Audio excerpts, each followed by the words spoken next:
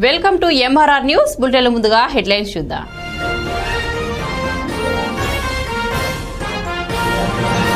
ఈరోజు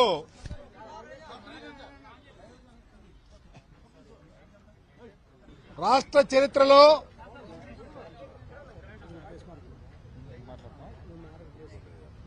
పేదవాడు ధైర్యంగా బ్రతకటానికి అవకాశం లేనటువంటి ప్రభుత్వం ఆంధ్రప్రదేశ్ లో నడుస్తా ఉందని చెప్పడానికి సిగ్గుపడతా ఉన్నాం. ఎన్నికలు జరిగి ఎంతకాలం అయింది, ప్రభుత్వం వచ్చి ఎంతకాలం అయింది,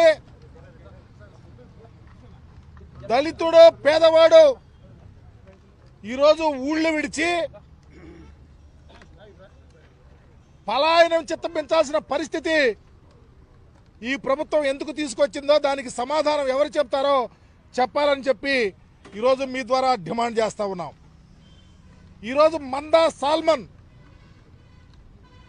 హత్య ప్రభుత్వ హత్య.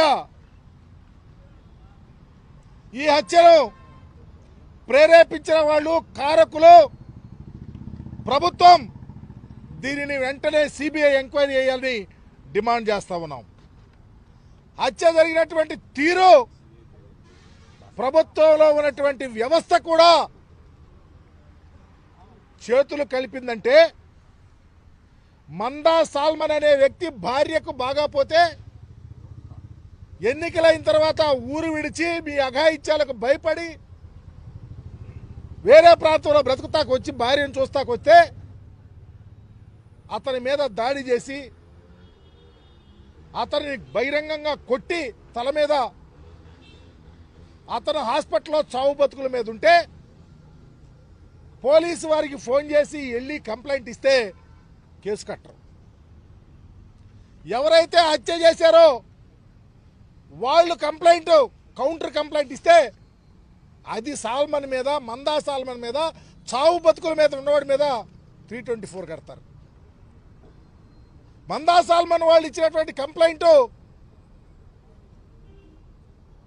ఎవరి మీద ఇచ్చారో వాళ్ళ మీద కేసు లేదు. తరువాత ఇతను చనిపోయాడని తెలిసిన తర్వాత 2 కేసులు కట్టి కేసును ఆల్టర్నేటివ్ చేస్తారు. అది కూడా మధ్యలో రాజీలు చేశారు పోలీసు వారే. అంటే ఎవరి ప్రమేయంతో చేశారని అడుగుతా ఉన్నాం. ప్రభుత్వం ఒక పక్కా ప్లాన్ ప్రకారం, మా ప్రీతం నాయకుడి యొక్క ఆలోచన ప్రకారం జగన్మోహన్ రెడ్డి గారు ఈ ఖననం జరగకపోతే నేనే వచ్చి ఖననం చేస్తానని చెప్తాను. ఈ హత్య రాజకీయ హత్య